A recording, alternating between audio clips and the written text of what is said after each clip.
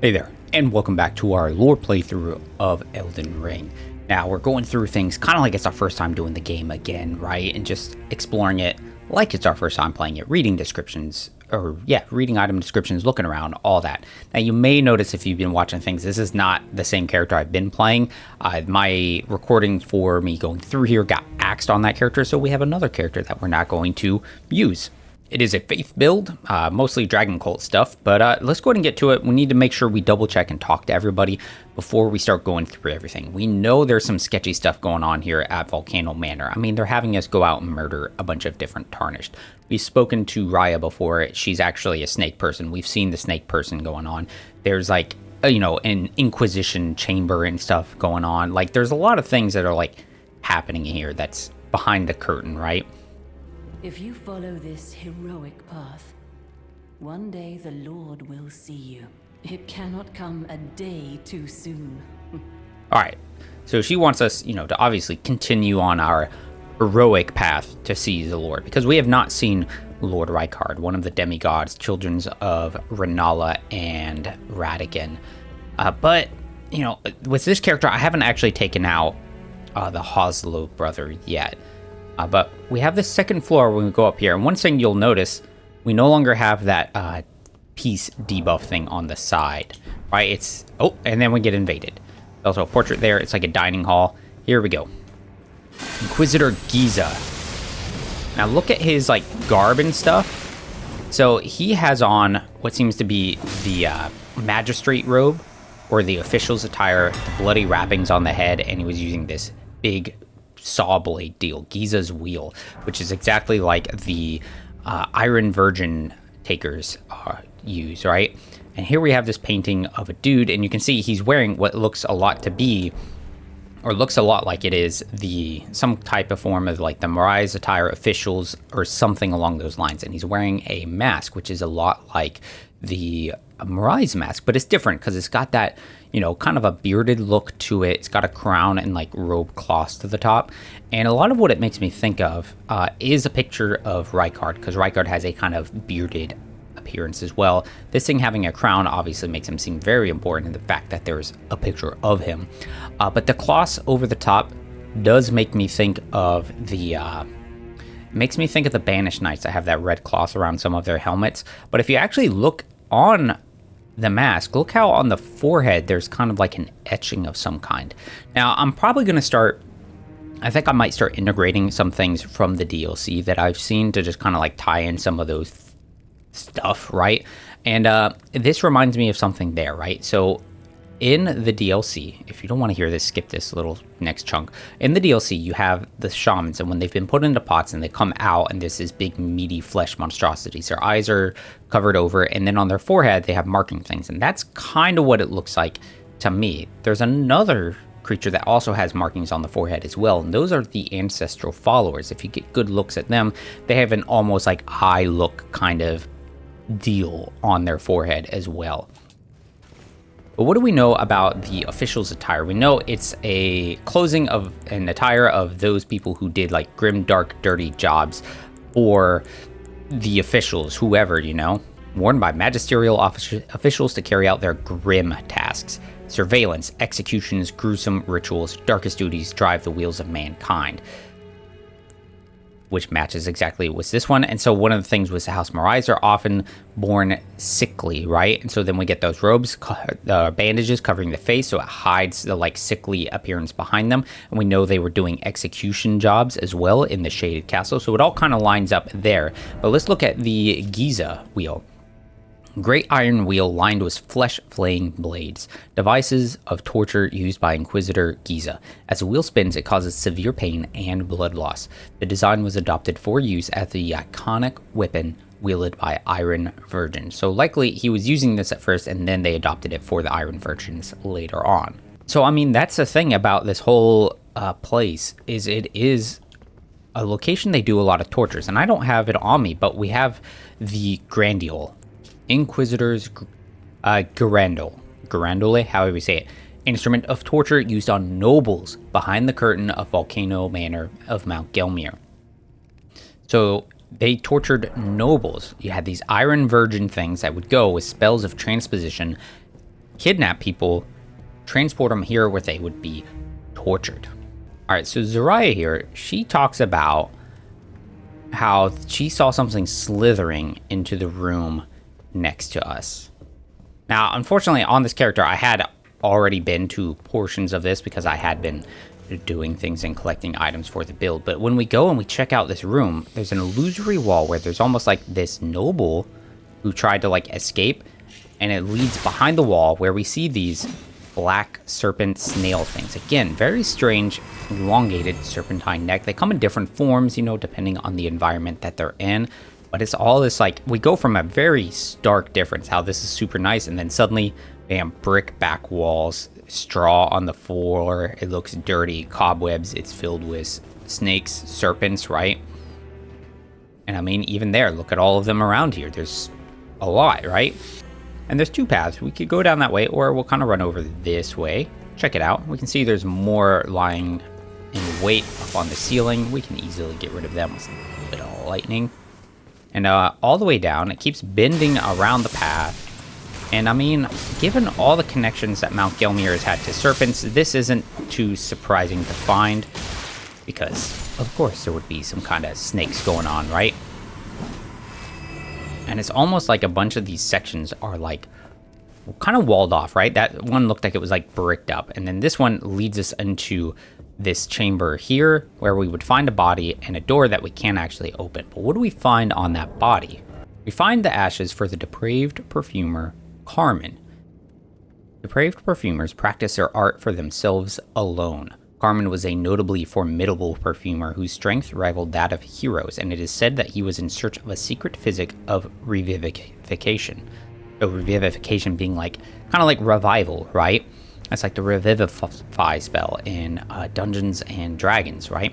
But why would he be here? This thing was like the depraved perfumers. Like when we read their chest armor piece, like we've read in the past, you know, it has a spiral thing signifying a curse to the Erd tree and how they imbibe their own spices and alter their body and mind, much like the very first Omen Killer, Rollo, how he used his concoctions to remove feelings and emotion from himself so he could set about his grim task. So why would they be here? Was he likely some kind of guest? But we also find a bunch right over here in the shaded castle, and we know like they had a big fascination, or at least some of the last line of the Morais family had a fascination with millennia and rot, but they were also born sickly, and as perfumers typically have medicinal things that are like kind of curing or alleviating suffering, it's very possible that's kind of part of why they were depraved ones there, because instead of just simply trying to fix themselves, cure, anything like that, they started taking in these, you know, these others that would like have these tonics that would change them, body and mind. So they were seeking to transform in some way. And like the Carmen one says, they really just like exist and serve themselves alone. So like, yeah, maybe they're working for the Morais family or something, but at the end of the day, they're really just doing it for their own purposes, whatever that happens to be. And of course, what do we find here? The Bloodhound Knight.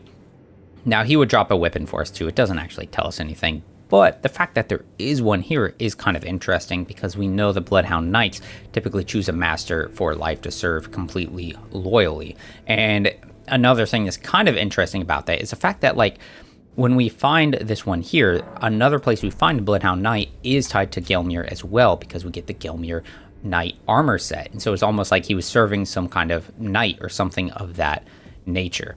But when we come all the way out of this place, we end up in Prison Town Church. And of course, it's a prison town because they're just abducting people and then torturing them. Or it's probably keeping people, their crimes and stuff, right? But I guess they still get a church, which is good for them, I guess. It's still a way for them to worship the Erd Tree, America? Or are they worshiping something else? There's not really a whole lot of symbology in this place, it looks like. We should probably put on a torch that we can use.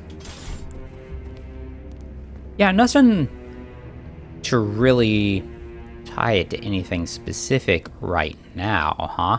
Which is interesting, because a lot of times with Erd Tree stuff, it's very clear that it's all tied to the Erd Tree because it's all over the place. But looking at the rug, look how it's got that twisting kind of heelless look to it, I would also like to note that probably the purpose of Volcano Manor, right, this whole torturing and Inquisition type of thing, is not known by people. It's behind the curtain of Volcano Manor. So it had this like front appearance, like we see when we go into Volcano Manor, how Tanith and them are like, oh, our noble lord, it looks nice and stuff. Like, yeah, it's kind of red and stuff, but it's nice. They don't talk about what they're really doing, right? And then when you get behind the curtain, what do we find? Torture chambers, a prison town and stuff. And I have to wonder, was this always a prison town, or was this actually like like just a regular town, a regular kind of small encapsulated city fortification, you know?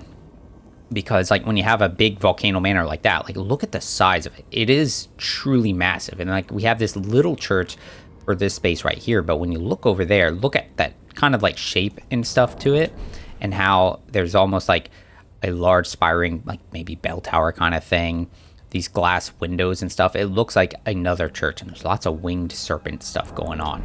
But you know, you wonder, like, with such a large kind of place, was a demigod lord, a very important figure, it would make a lot of sense that you would have a sort of regular town where like the servants and common folk would live, and then kind of behind the, you know, behind the curtain and stuff, that's when you have the torturing going on.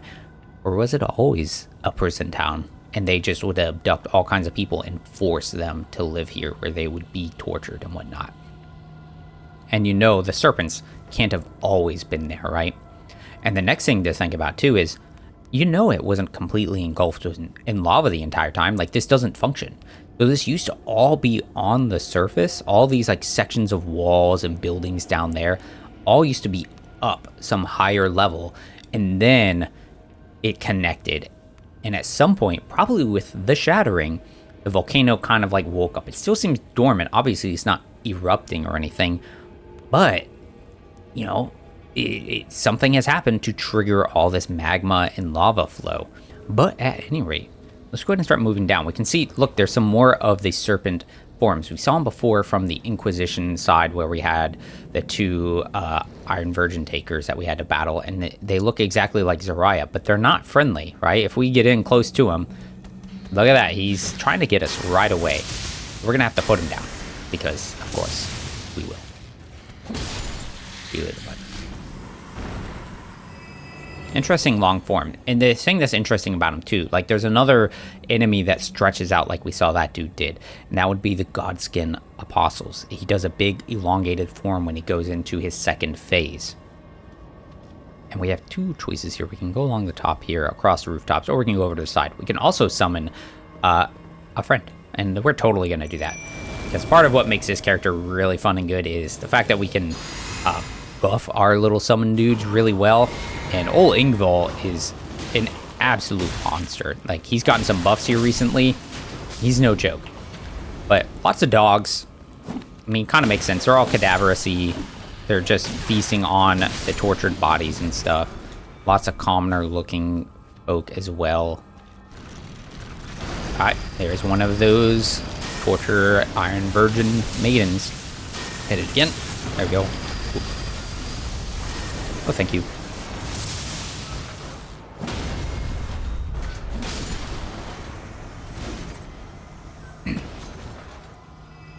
But look at it all. Look at all, like, just bodies upon bodies upon bodies. A lot of these are the commoners, and see how they have that kind of like shackle device around their neck. It signifies allegiance to the Erd Tree.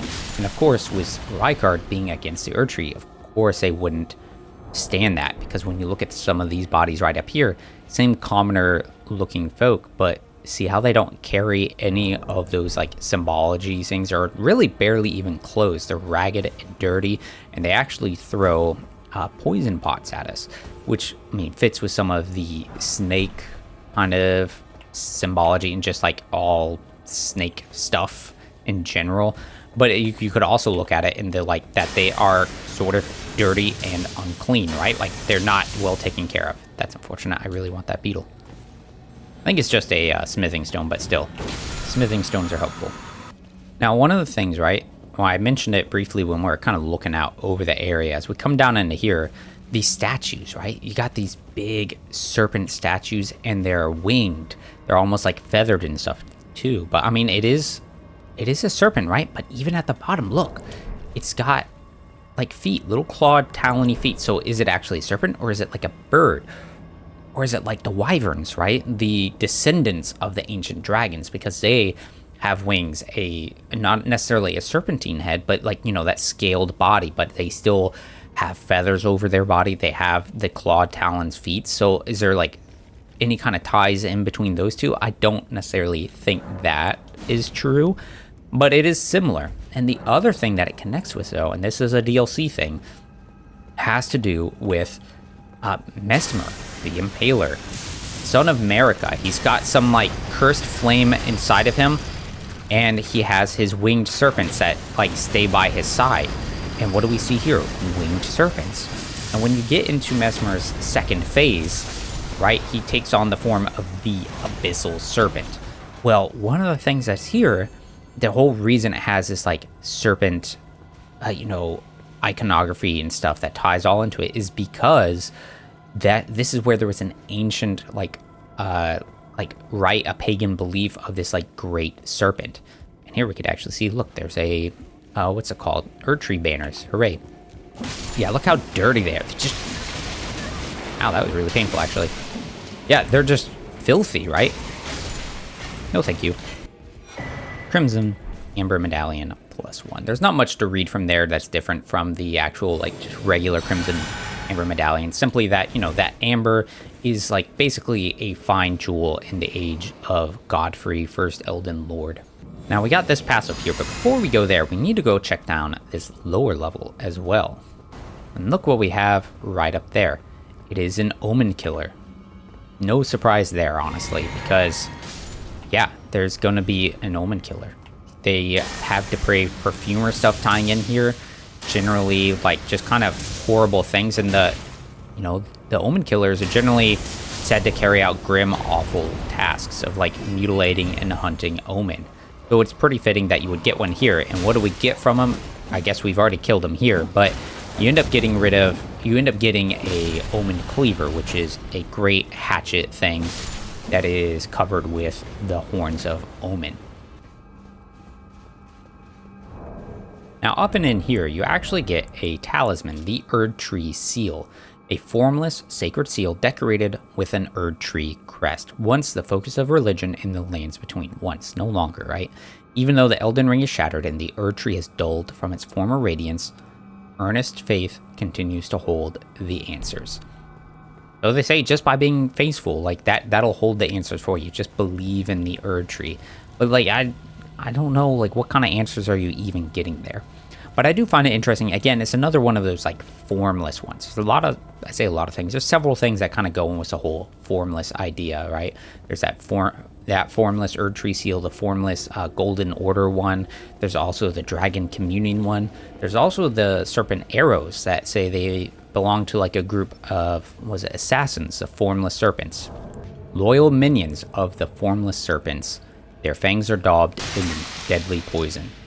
Yeah, and see, interesting, arrow carved to resemble a flying snake. And what do we see here? We've got ourselves serpent statues with wings, and then you've got, you know, Mesmer, who has the flying serpents. Can we make that jump? Not sure. Gonna find out, though. Oh, I might have messed it up. Nope, golden. Stone sword key, excellent. Oh, look at this. Like a graveyard. You know, I mean, it makes sense. If you have this whole town thing with all kinds of prisoners and stuff, even if you're not torturing and doing anything with all of them, you're gonna probably need, like, some kind of burial ground. And there's also a bunch of pots. A lot of the exploding ones, too. Ooh, my lord, I messed that up. I didn't think I was that close.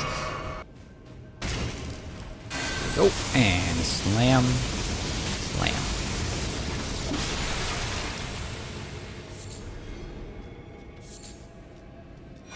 Smoldering Shield.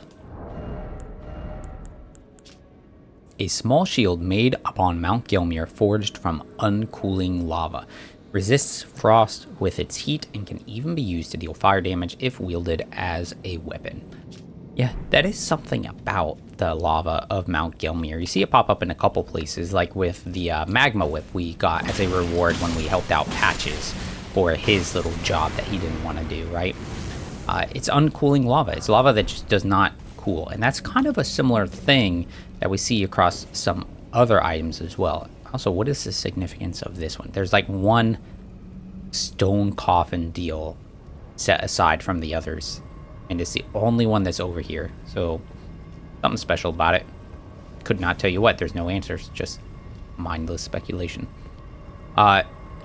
Which I should say real quick, like anything I say, like unless it's like a hard fact that we read, it's all just like guesswork, fun speculations and stuff. Like, is that what it means? What kind of connections, right? So, bear that in mind. Nothing I say is like some hard, like, this is the answer, But the uncooling lava kind of ties with, like, you see it was the gold-tinged dung, where it's like dung that never dries, never, like, goes bad, as far as, like, poop can go, right? But it's the same thing, right? Like, it's lava that doesn't cool. Feces that don't dry out, other things that like don't truly spoil or change the way they should, things that are just kind of like locked in the form that they have. Moving on, stepping across this kind of bridge here, again, just complete devastation, completely par for the course regarding pretty much any major settlement, bodies, ruins, things like that. And we get up to this building here. Does not open from this side. I feel like there's a bug biting my leg. But a little bit of quick exploration. Oh, look, an item. That means we can go this way. And we got ourselves an Albinarch blood clot, which we have seen Albinarchs here before, right? Way down in the lower level when we were abducted, we fought some crazed Albinarchs in addition to one of the caster ones, one of the smarter, like, carrion Albinarchs, I would say. Also, look how red this flame is. I do think there is some significance to the color of flame on your various locations. Look at them up there. Oh, there's 1, 2, 3. They're like stuck hanging from the ceilings. How they're like caught. Like, also look at the just completely disproportionately like long arms. That made me think of something, and I'll share it in a minute. But look how they're like caught in this like awful looking position. They're not able to fully extend up. They're just trapped in that thing. Truly awful. Again. And why? I mean, like, some of the other thing, Garandol, it talks about torturing nobles, like how they abduct the nobles, right? And that kind of makes sense, like, as far as, like, Inquisition would go. If you have some rule, the Erdtree, and they don't tolerate anybody else, you would probably run Inquisition to make sure there's no, like, dissent among the ranks. Hey there, bud. I'm sorry. But why are they doing the Albinarchs in? Because the Albinarchs are not nobles. They're often very, very low class. Like, they're not well looked upon. There's things talking about finding the sacred land of the Albinarchs. There's, like, helping them, belittling the, whatchamacallit. And you got those crazed ones with the black hoods on them. There's stuff that talks about how, it's a cuckoo, how they have impure blood. Like, there's no humor as such in our lands. But if we killed enough of those crazy ones, and I think I have one on this character here. I sure do. Black Dumpling. A mask forced on a victim's head to lend torture an extra degree of cruelty. It magnifies one's fears and makes them acutely aware of all forms of pain. Raises attack power when the wearer suffers from madness. When the Black Dumpling goes on, the torturer no longer seeks answers, only to inflict suffering without hope of relief. And I mean, yes, like, they are absolutely way more crazed than the rest of the Albinarchs we see. They're lunging at us or biting us or trying to basically consume us. You can hear him moaning.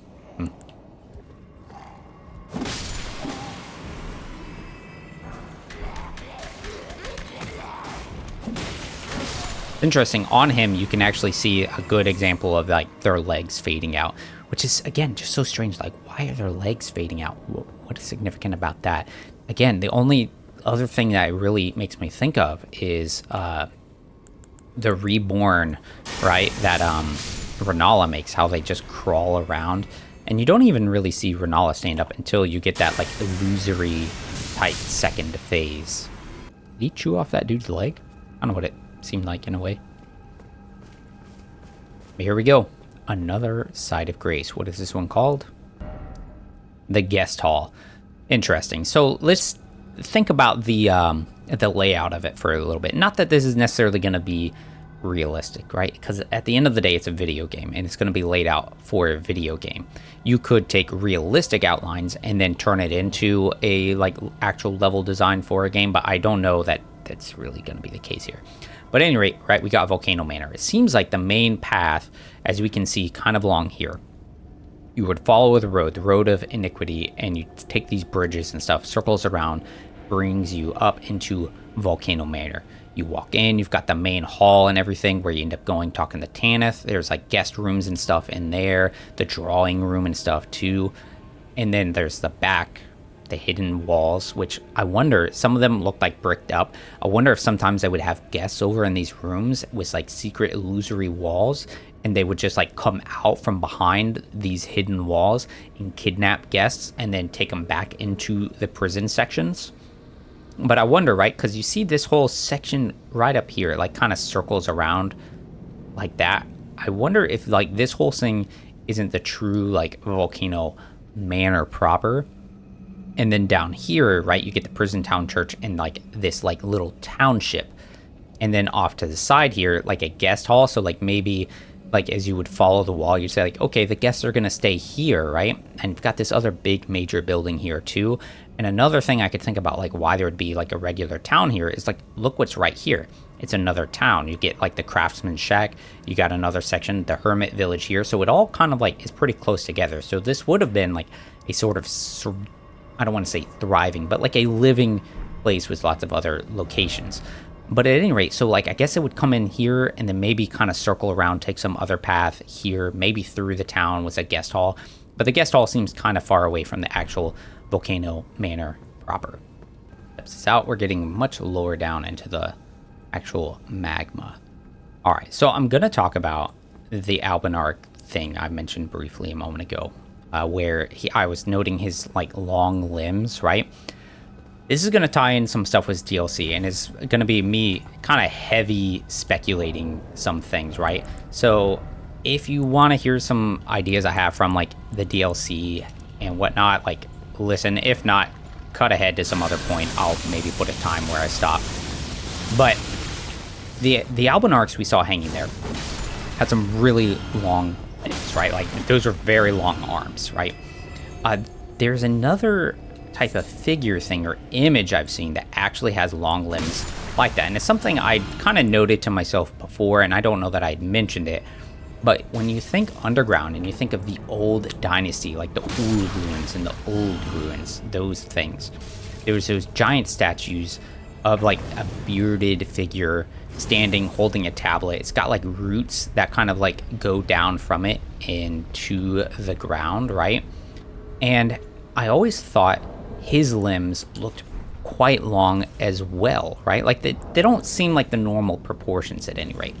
And, you know, I've also kind of associated them with giants. Like, it kind of makes sense to me that they would be kind of related with giants. This is a whole weird corner I don't ever remember seeing before. But the connection here is that these Albinarchs have some strange kind of like long-limbed disproportion, and so does that statue.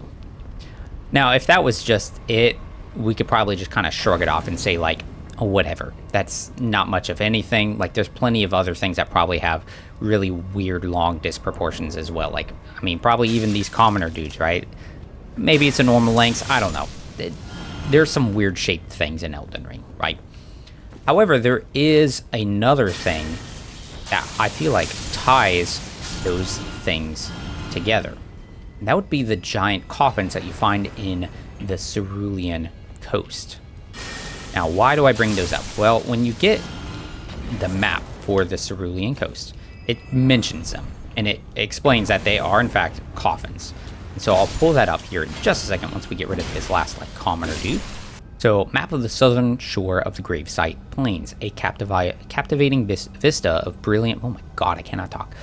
A map of the southern shore of the gravesite plain, a captivating vista of brilliant blue flowers, intermingled with colossal stone coffins of unknown origin that seemingly drifted to this place. That's the important part, right? Colossal stone coffins, unknown origin.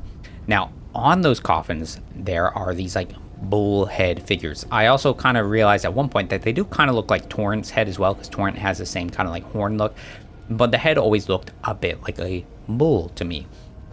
Well, what else has bull stuff? It's those ancient dynasty ruins underground, and they also are heavily using stone work. So there's like an interesting stuff with the architecture where you can kind of like trace like timeline stuff where the like really, really old things are this like true stonework looking thing. They just seem like ancient, it's like pyramid looking, right? But I bring that up because now you've got these colossal statues or these colossal coffins on the coast that are from this ancient dynasty. Well, I was just connecting how the statues that you find in these ancient dynasties have kind of a long-limbed look, a lot like the Albinarchs. Now, the other thing to note with those coffins is this putrescence type items you get from there. And unfortunately, I don't know that I have any on this character. So we'll start by looking at this massive putrescence spell, right? It's a sorcery originating from the putrid liquor of the stone coffins. It flings a great mass of putrescence that bathes its landing area in ghost flame in an age-long past, blah, blah, blah, blah, right? But you've got putrescence that comes from the stone coffins. So in the fissure, where you end up going and you deal a lot with these colossal stone coffins, you have these congealed putrescence items.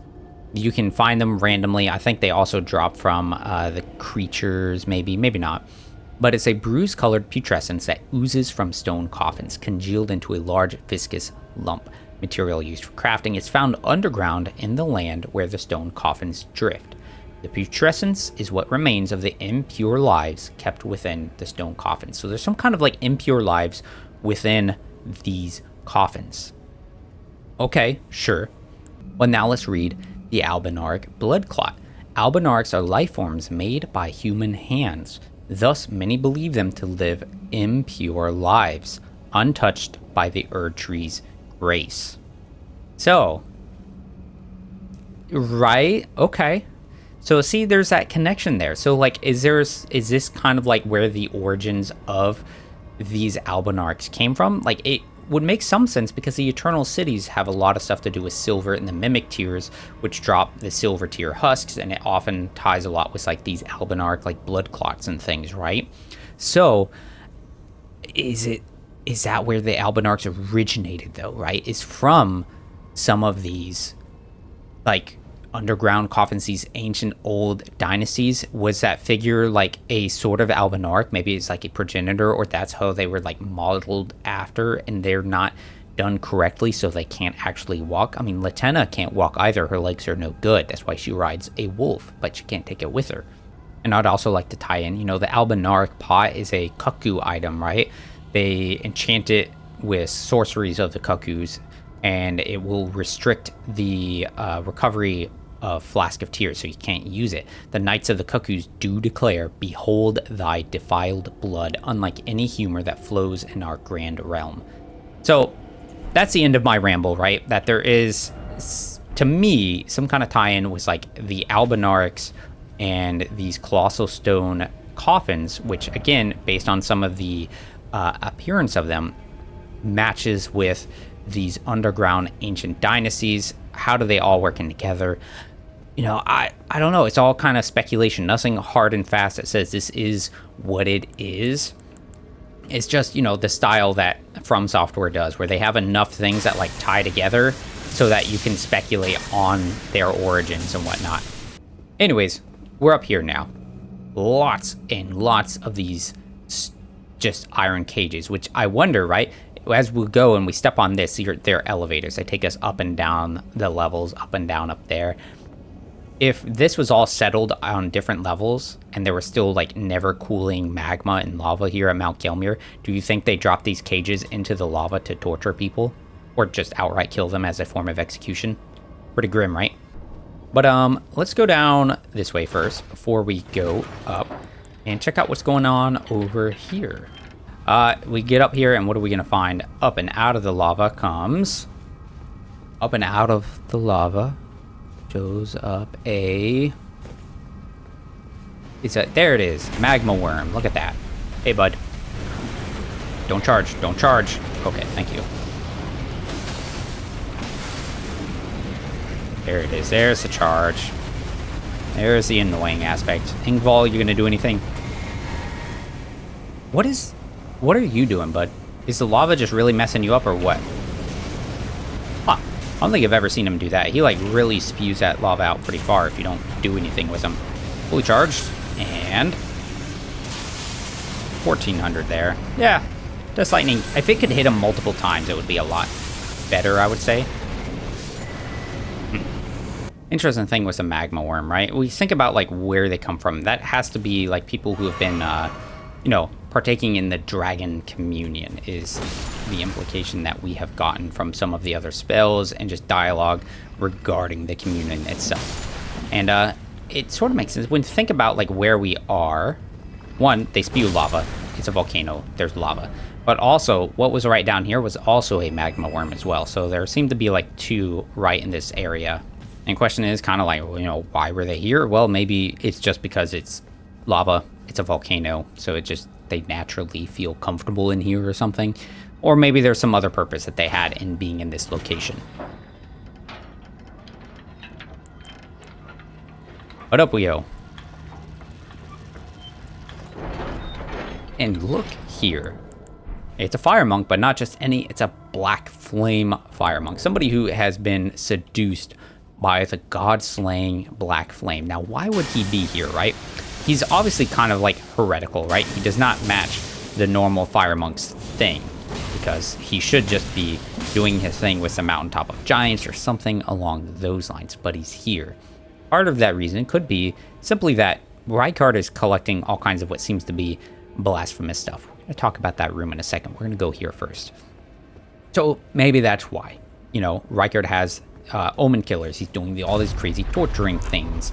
You know, the freaking depraved perfumers, all these types of things. So maybe that's part of it. Or perhaps there's a whole other reason as well.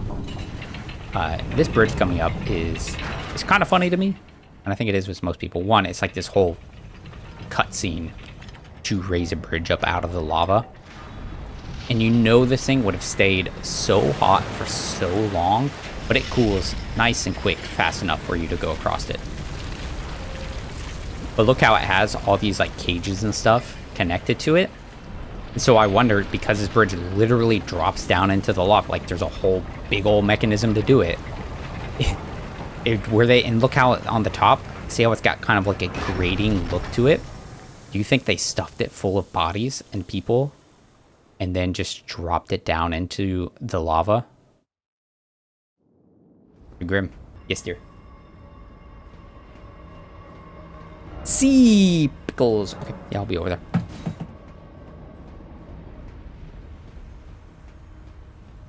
Alright, so we're finally approaching this building we saw from the distance earlier.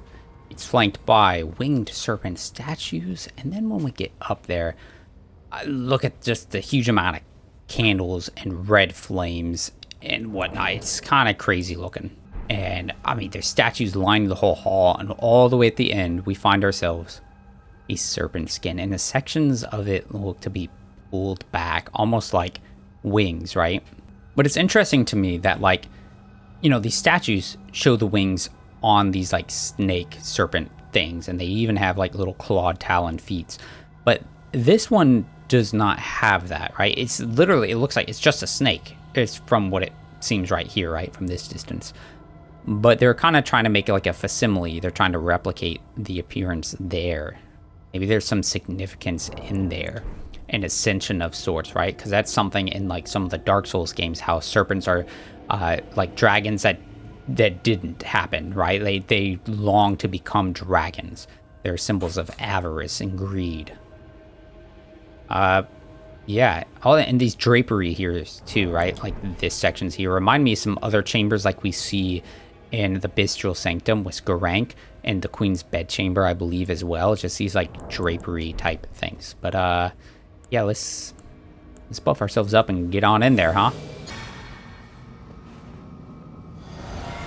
What are we gonna find? Because you know it's a boss fight. Godskin Noble. Now, we have fought one before. He wasn't actually a boss necessarily, but, you know, he was a strong enemy for us to fight on the bridge to the old Liurnian Divine Tower. But there's one here now. And what is his purpose being in this place, right? We're going to use some good old Endure, one of my favorite combos. Yeah, what is the purpose here? Snake. We saw some connections with the snake and like the Godskin Apostles as far as like how they look, right? With a big stretchiness and the actions there. This dude has a serpentine tail. There's also other creatures that have serpentine tails, right? Like the, some of the, shoot, why I can't think of the name, Misbegotten, right? We see that same type of tail on the Leonin ones, on the, some of the other like lesser Misbegottens, not necessarily the big scaly ones, because the scaled Misbegottens have these big like spined tails. I'm kind of playing a little too hard onto doing certain things. If I was just playing it super clean and simple, this fight would be over. Yeah, so we've got him here doing that stuff, right? 1 and 2. Big charge R2. Boom, we're gonna R2 again. Just stay in the circle. Roll that one, and then dead. So what is he doing here? Serpentine connections. Oh, Godskin Stitcher, Noble Presence. And the other thing too, like that big rolling effect, we see Albinarchs doing that. Actually, they do big cartwheels and stuff. So Godskin Noble. And what is this item up here, I wonder? Stepping all the way up here, it's like a kind of altar. Interesting engraveries on there. Are those magma stones of some kind? Some type of flowers as well. Are they... I don't know. Serpent's Amnion. Look at that dude. Yeah, it's like a section just creating like drapery. It's not even the... Well, yeah, see how it goes down, and I guess it would like maybe supposed to flow. There's the tail section of it. Yeah, interesting. That's a big snake. That is a big snake. Well, let's look at the things that we got. So we've got the spell, the Noble's Presence, because I find that spell is probably going to be more interesting than the Stitcher itself.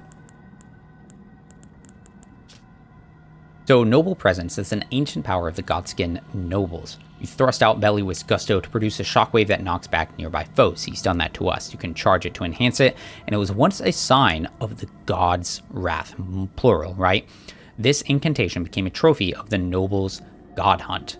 So, used to be related to the gods, and we know there are some other spells very similar to that. We have Rejection. This one's a two-finger one, though, where you produce a shockwave that knocks back nearby foes. And then there's also the Wrath of Gold, Superior Erdtree Worship Incantation. Golden shockwave that knocks them back. It was discovered when the Elden Ring was shattered and feared as a sign of the Erdtree's wrath, right? So the this Noble's Presence would have been a lot like that wrath, how all these like rejecting is thrust out is like that wrath thing. So the gods probably did effects like this, and then as they killed them, they consumed them and like assimilated parts of it, because that's what some of their armor and stuff tells us, is how they assimilate in human physiology, not unlike the crucible of life itself, right? Nobles are the most ancient apostles who are said to have assimilated in human physiology, not unlike the crucible, the Erdtree in its primordial form, right? So some cool, like, kind of connections there. And then with the Godskin Stitcher, it's an elegant piercing sword with a Celadon-colored blade. I think that's like a green color. I'll look it up in a second. They possess skill with the sword unmatched by any lowborn. So they're noble, right? It's in the name. And despite its size, successive attacks from this weapon are swifter than the eye can follow. But when you think about like the names of it, you have the Godskin Peeler and then the Stitcher. They make their robes out of Godskin, so they use the peeler to peel the skin. The Stitcher then like stitch it together. So this guy being here explains why that black flame monk is there. But now the question is, why is the Godskin noble here? And I mean, it could simply be, maybe he's got some connections with these like snake and human physiology things. And look how the banners are they're not Erd Tree banners. There's that one single chamber that has some Erd Tree pictures in it, and it's sealed up by a stone sword key. So what is he trying to get here? There must be something, right? On each of the other places where we found these Godskin things, there's stuff that kind of relates to death in some fashion. Something that, you know, matches with like what they try and do, because they like the Black Flame. They followed the Gloam-eyed Queen. There's the one down in the Divine Tower of Caelid. What are they trying to find? They're trying to get that Godslayer Greatsword. There's the one at the Liurnia Tower. Why is he there? It's because there's a part of the Mark of Death, a Rune of Death in there. And then we've got the one that is located at the Windmill Village. That one's a little more strange, but it seems to be some kind of connection of ritual what these dancers of the Dominula Village are like related to. It's very strange there. So maybe there's some other death type thing located here, or does it have something to do with the serpent?